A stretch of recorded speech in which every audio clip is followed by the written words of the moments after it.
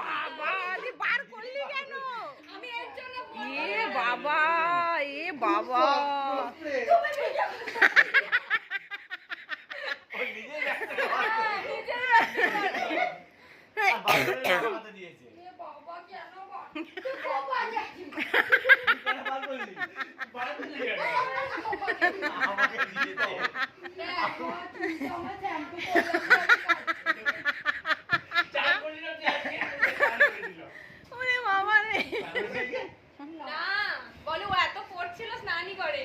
বাবা রে